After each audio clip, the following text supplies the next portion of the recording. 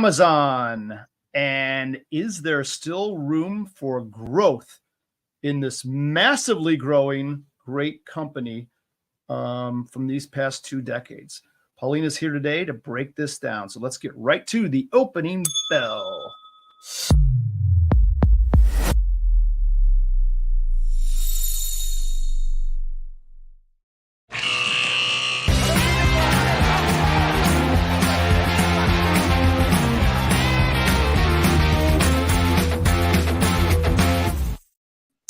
Good morning, ladies. Happy Friday. How are you?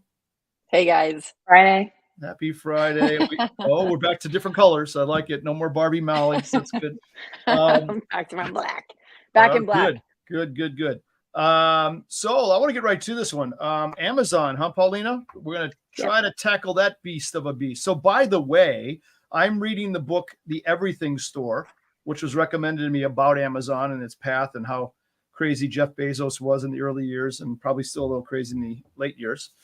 Great book, though. So I'm a fan of the whole business part of it because he really kicked butt along the way to make this happen. So, and he's allegedly still kicking butt, I think. Yeah, I mean, as you said, Amazon is a business beast. Its growth over the past 2 decades plus has been just remarkable. But there are several factors that I think some investors should consider as they continue to invest in the company, or maybe they're on the brink of, trying to adjust their investment on the company because they're not sure if there's more room for expansion. But I think I'll make the case today that there is, in fact, a lot of room for growth, even after Amazon has grown so much over the past many years. Right. No, it's amazing because, as the book lays out, right, in the early years, he was a bookstore, the world's largest bookstore. Interesting, right? And then he just tried to figure out ways of expanding the business into the conglomerate that it is today. And I think, you can't probably have a sentence about Amazon without AWS in it today, right? So is that some of their massive growth of late? Do you know?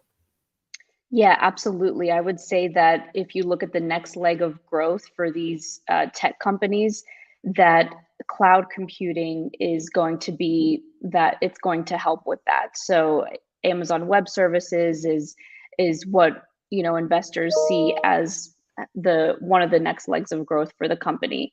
As you said, it's no secret that their main focus is on the customer experience. So when we think about Amazon, we think about the e-commerce platform. That's kind of how it got started in the early days, but across all of its businesses, because now Amazon is considered a diversified business because it's tapped into so many different industries, they continually try to improve the customer experience by investing in delivery or investing in new iterations of semiconductor chips and so many things like that. And they do that in order to cater to customers, to retain more customers, and to sustain their leadership in growth. Molly, do you have an Amazon account? Have I ever not had it? I think I was born with one. I think I was just like stamped when I slid out. Yeah. Did I get graphic there? Yeah, I know. I thought maybe I get the graphic. Right. I thought the CT gal might not want to put her, information out on the internet. No, just to be clear, I am free market. So if something works and it makes life better, I'm all for that. I just like choices. So with AWS, and we just had the big summit reInvent AWS 2023 that just happened last week. So we got a lot of downloads from what's going on there. And I'm sure you're going to touch on this, so I won't jump ahead, but I just like choices. So we'll just start there, and Paulina, continue, because I know you have a lot to uncover. Well, hold on one sec, because about Amazon, I like choices too. And I think there's nary a day when the doorbell doesn't ring with an Amazon package at my house, because I use it for everything now. So right. It's the kind of thing where I had one of those little shower caddy things that I had that was really cool. I knocked it off the wall by accident. It broke all over the place. I had a new one the next day. You just boom, you hit it. And now they have these these fulfillment centers everywhere. They built one Right. near my house. I never even knew went up. I drove by. It's kind of in a back road somewhere. Drove by and I'm like, what is that? It's like this, Yeah. I don't know, look like 300,000 square feet. Who knows? But That's a really good. Yeah. Go ahead. no, I was going to say to Paulina, I just read or saw in one of my notifications that we think UPS and FedEx are the biggest shippers of stuff.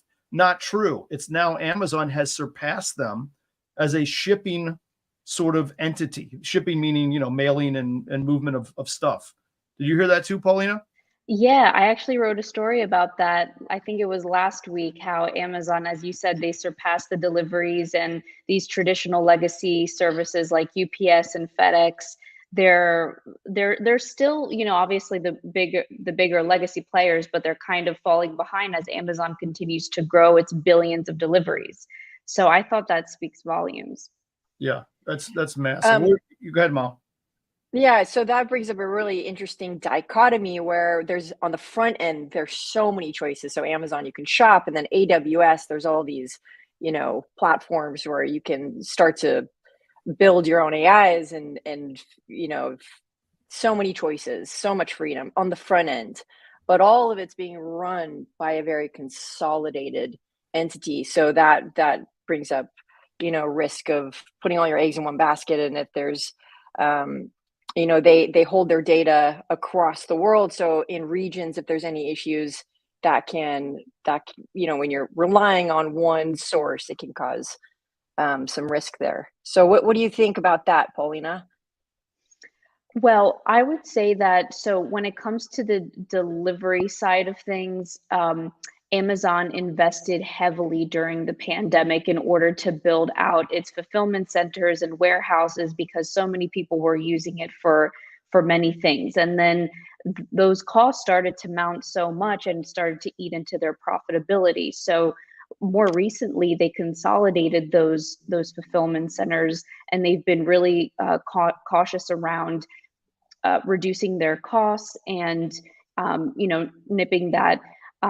But Amazon, like as you mentioned, they have ventured into various industries beyond e-commerce. They're now in healthcare, they're in grocery, entertainment, and these expansions, they offer new revenue streams and opportunities for them to go into different sectors, as there's this digital transformation happening across so many different industries. So I'll stop there. And yeah. So you mentioned, they've expanded into everything, right? So hence the everything store name of the title, right? What do you think? And I don't expect you to know this necessarily, but I'm spitballing too. What was the reason for the Whole Foods purchase? Because that's a bricks and mortar kind of thing. It's not like you can, groceries, I get it. You can do it, over the internet a little bit, like what do you call it? What are those things called? Instacart or something like that. But it doesn't seem like that's the primary reason for that purchase. I still haven't figured out why he went down that path for food, and that sort of thing, it's got a shelf life. Molly knows. You don't want to hear my answer. You don't want to hear my answer. Oh my God. Let's hear it, CT. You don't want to hear my, you go first, Paulina. Oh, I really want to hear Molly's answer. I guess you go first. I'll get mine out of the way because I don't think it's anything too exciting. I believe that, Amazon just wants to be able to penetrate as many markets as it can. It's trying to be the one-stop shop for everything. It recently got into a partnership with PillPack, so it's expanding its pharmacy offerings. And so it's, with the purchase of Whole Foods, they're obviously looking to grow considerably into the grocery market, which is not a difficult market to, which is a very difficult market to be successful in, because you have these big competitors like Walmart, Target, and so forth. So that's it's what a lean margin business as well, the grocery business. Mm-hmm. Although every grocer I know personally, which are a few, they're all very wealthy people. They do great. And I'm missing something about groceries. There's something I'm missing about groceries. It's not in those items. It's something else. And I don't know what it is, but it's somewhere in the ballpark of You are what you eat. And if you are what you eat, which by the way, I'm going to test you. I'm going to like just put this out. Everyone knows that saying, but not one person can remember the first time they heard that. Oh, I can't. Right? Okay. You can't? Yeah. No, I can't. Oh yeah, you can't. Right. I cannot. No. You are what you eat. And so if, like for instance, we look at the AWS and they're talking about chips and like semiconductors, which you brought up on this topic today. That was you, Paulina.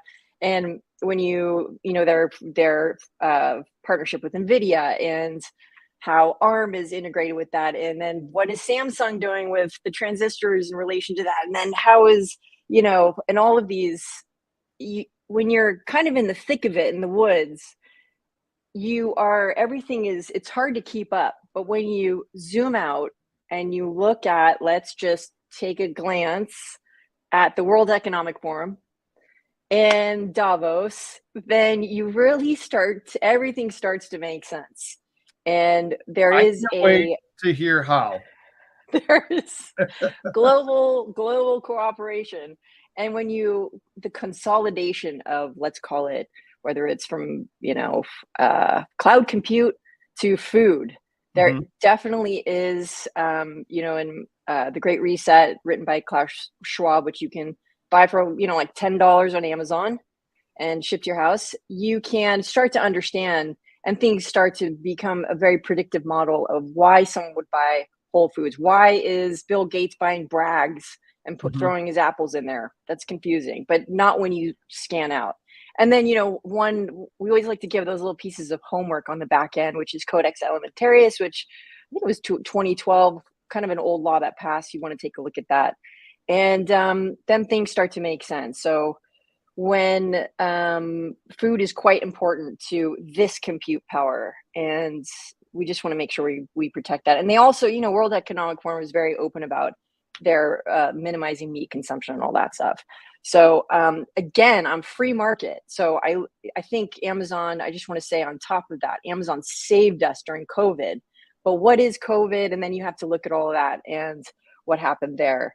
So that is my very generalized soft injection. So having said all that, Molly is a writer of calls on her Amazon stock. That's it. That's all she's got. That's what she's going to do. Just keep selling. Well, that's a good point. Calls. Hopefully Amazon doesn't catch up. What's that? Yeah, we're talking value trading. So sure, investment in certain stocks make absolute sense, but where do your investments actually may have an impact, when it's collective. So we just want to look at that. Yeah. Paulina, Amazon is about, I know you don't probably do this and make or predictions, but it's about $145. I mean, could you see this getting to $200? Is it that kind of a deal potentially? I mean, I would not be surprised, by the way, quite frankly. Well, I would say that there is room for growth. And when a company grows, inevitably its stock grows with it. And I think Molly alluded to this. She mentioned the reInvent conference. It's Amazon's annual cloud computing conference, and they announced some really exciting technological innovations. They're at the forefront of AI and machine learning, robotics. All these are key things that are really driving the economy, that have driven the economy in 2023.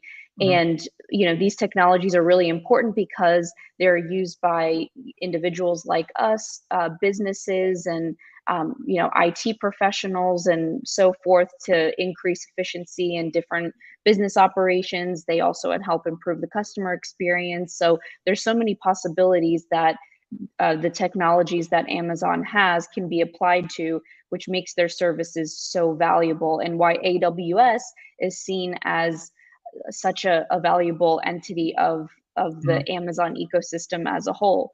And as I mentioned at the conference last week, they unveiled these new iterations of semiconductor chips, and they're supposed to be faster in processing speeds. And they also announced an expanded partnership with NVIDIA. And of course, NVIDIA is the leader when it comes to the highest end of semi chips. So all of this is proof that they're at the forefront of generative AI innovations, and customers want to want a piece of whatever Mhm. they're delivering. So Sure. Well, that's what's happening there. yeah, the everything store. What can I say? Do you think the streaming business will have legs? It seems like Disney's had some setbacks with streaming. Some of the others as well. I mean, Netflix goes up and down. Obviously they've got a great product, but is that kind of a burn the frontier sort of item for Amazon, the streaming part? First, let me say, sorry, a little annoying that they took Thursday Night Football. Just saying, because any bar you go to, you can't watch it. No one has an Amazon Prime account. So, oh, wait a minute, that's no good. So you can't watch Thursday Night Football because they picked that up. But anyhow, I'm sure they'll figure out a success story here. What do you think, Pauline? Anything? Yeah, I think they're also looking to expand their streaming business as well. I know that they're putting in new TV shows. They're trying to attract more customers there, more subscribers. I think one of the ways they're doing that is by bundling their streaming into the Amazon Prime services. Mhm. That is, another value add to the value proposition of the Amazon Prime subscription. So if they want, more subscribers, I think they need to enhance their offerings, not only in e-commerce, but in streaming and in other areas of the business as well. So I think we're going to be seeing a lot more from the streaming front from Amazon. Yeah. And Charter just put out, I think it was today, a really great graphic on that they're more than doubled even the highest streaming platform out there. So they really are under Prime, like you said, Paulina.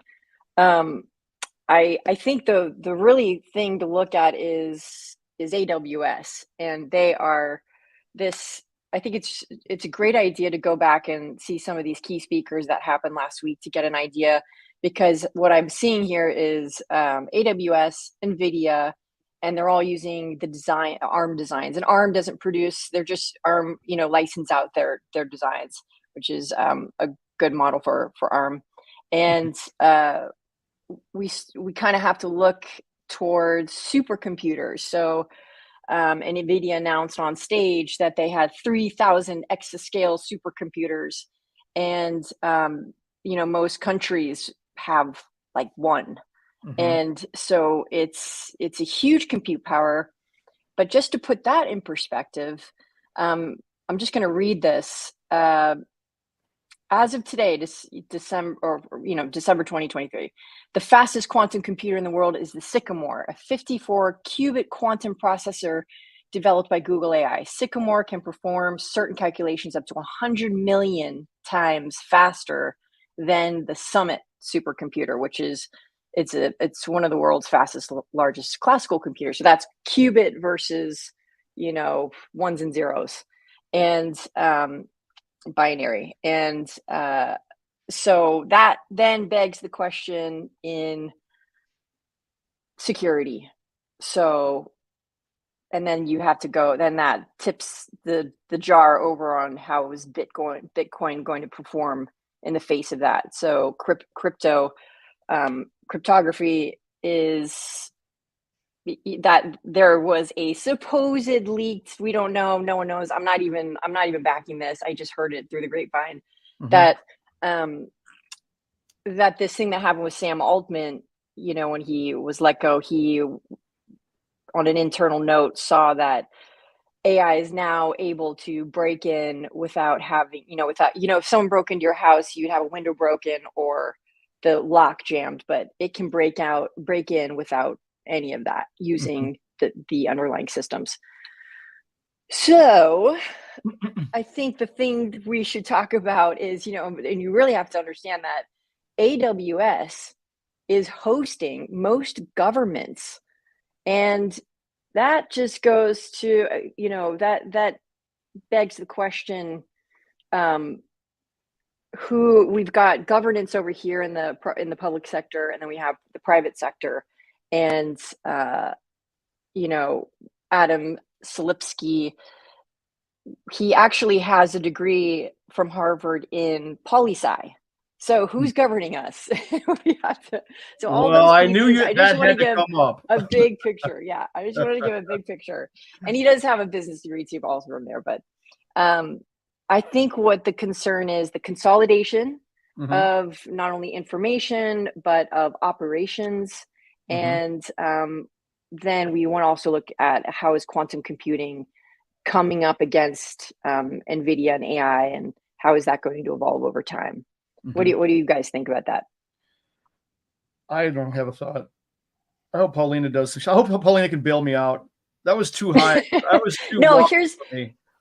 here's what I'm going to say. Anytime I don't know an answer, I'm just going to do like a Tom Cruise. I'm like, it's classified. It's I'm just going to hold my classic. hair, but I'm like, it's classified. Yeah, that's my new thing. That was a little CT though, I must say. It is, but it's not, because it's like, I think they announced it on this over the last week on stage. So it Yeah. really Okay. is not. It's what's happening. Yeah. Well, guess I'm what? going to reply my usual play. It's just news. Add into that whole thing. I don't think we said anything about banking, because can't Amazon? I didn't. Now Can't they be a bank? Sort of. They certainly have enough money. They have enough wherewithal. They have enough reach. It's electronic. That's It's a really online. good point. So, Paulina, could they do that? Could they perform? I know there's other hurdles, namely that they have to become registered and compliant and all that kind of beeswax, which they probably don't want to do. Maybe they carve out a broker dealer-esque type thing.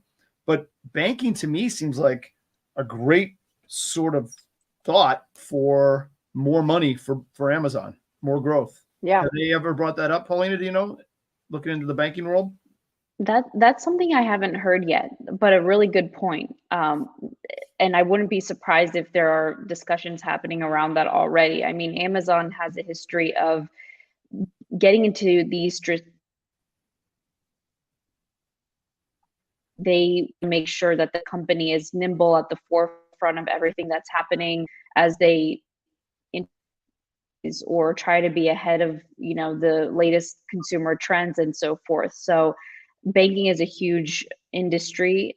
So I'm not sure what their plans are, if they have any plans in that area, but I wouldn't be surprised if that's something that they want to get into. Yeah. I think one thing to look at is a lot of these banks are hosted on AWS.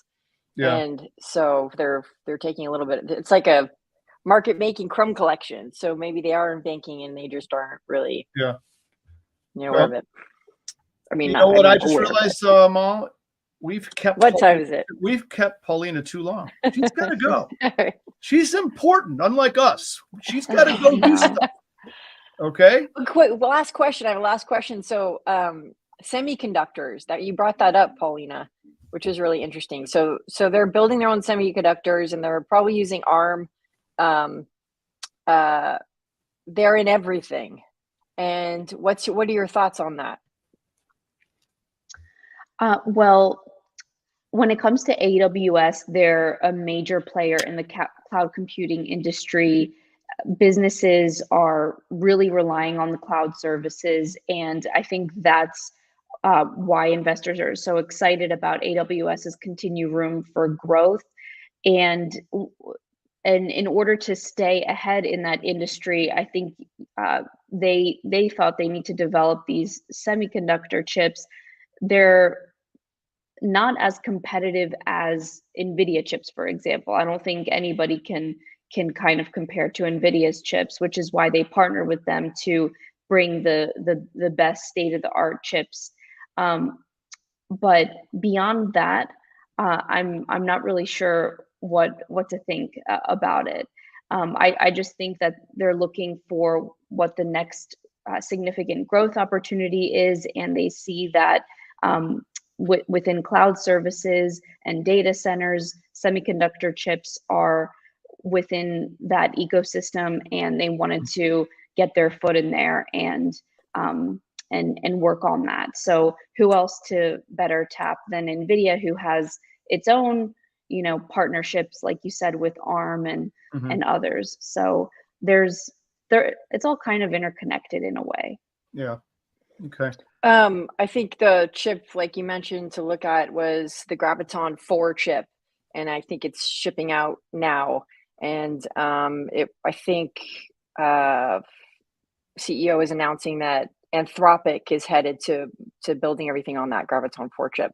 So Anthropic is one of those AI companies that are kind of, I think they produce Claude, and they're up and coming. And if you look back in the history of Sam Bankman-Fried and who he went to school with at MIT, some of the guy, it's all kind of in that same family. You have to dig deep, but he's connected there. So thanks, Paulina. And it's going to be a wild ride. This thing feels like it's really speeding up. So this AI and quantum and these chips and these H100s and the H200s and what are some tips for people to keep up with the research, and what are some juicy places? How do you find the signal through the noise and all of that? Yeah, that's a good question, because this industry it gets really difficult to understand quickly. And if you want to kind of understand what's happening with the semiconductor industry, I think that just understanding what their role is within the economy is really important, because it goes beyond what's happening in the U.S. Semiconductors are a key driver for the global economy. So I think if you start there and kind of understand who the players are, it even gets into politics, like the tensions between the U.S. and China. At the center of that, believe it or not, is what's happening in the semiconductor industry, because it's such an important commodity right now. So just kind of follow the trail of money, and that kind of tells you what the story is. Follow the money. Great tip.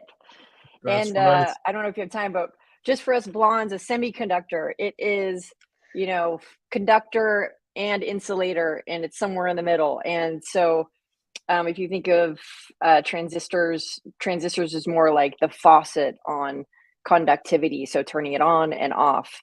And silicon is the mostly used in semiconductors. Is that correct? I mean, is that somewhere? I'm just gonna say yes. That's so far above my head. Yes, that's what it is. Right. And just because we're talking about Amazon, their main AI is called Lex, behind Alexa. So are you real, Lex? We're not sure. You never know. I could be AI. You never know. You could deep fake.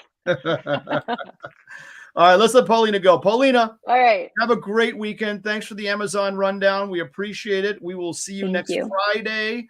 Have some fun this weekend in wherever you are. I almost said where you are. I'm not going to say that, because then all of a sudden I don't want to reveal that. Don't give away locations. Don't give away locations. She's a frontline reporter. Thank you so much. Right. Okay. Have a great weekend. Next week. Bye, Paulina. Bye, Paulina. Bye.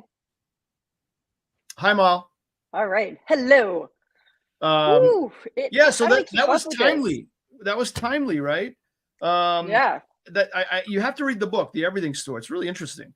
I thought. Yeah, there's also that documentary, so I was gonna hit that up and check it out. And then Max, I'm married to Max, and Max, I don't know if you know this, but he has digested so much material, and it's all in his brain. And so if you can just ask him questions, he's here. So come in and chat, and he is actually a human Google. Nice. We're not sure if he's AI either, but he has a wealth of info. Yeah. All right, Ma, we got to run. That was a long one, but it was good. I will see you next Wednesday. Okay. On the show. Great guest. Yes. Great guest. That's right. You have a good weekend, and I'll talk to you later. All right. Thanks, Lex. Bye. Bye.